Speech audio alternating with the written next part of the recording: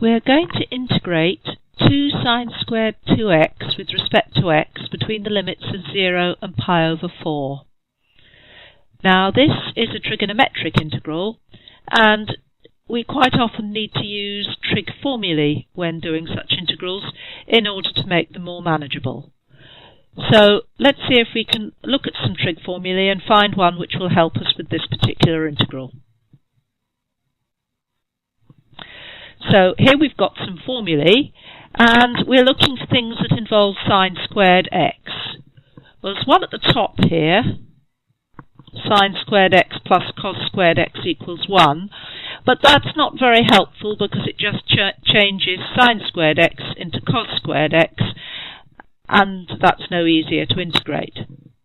But down here we've got the formula cos 2x equals 1 minus 2 sine squared x.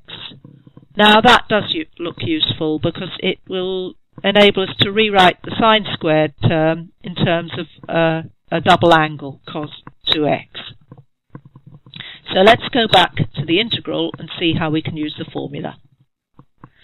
I'm going to start by writing the formula at the bottom, just to remind us what we're going to use.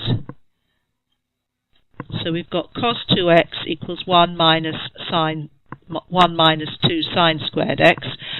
And I'm going to notice that that actually means that 2 sine squared x can be written as 1 minus cos 2x, just by rearranging the formula. Okay, let's use that for our integral. So the integral has got 2, well that's alright, we've got 2 in the rearranged formula. It's got sine squared, that's alright, we've got sine squared in the rearranged formula. It's got 2x, where in our rearranged formula we've got x.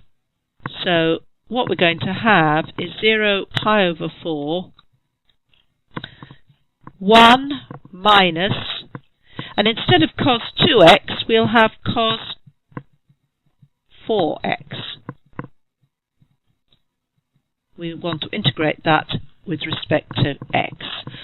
The reason for the 4 is of course because we've got sine squared 2x here, and in the rearranged formula it's just sine x.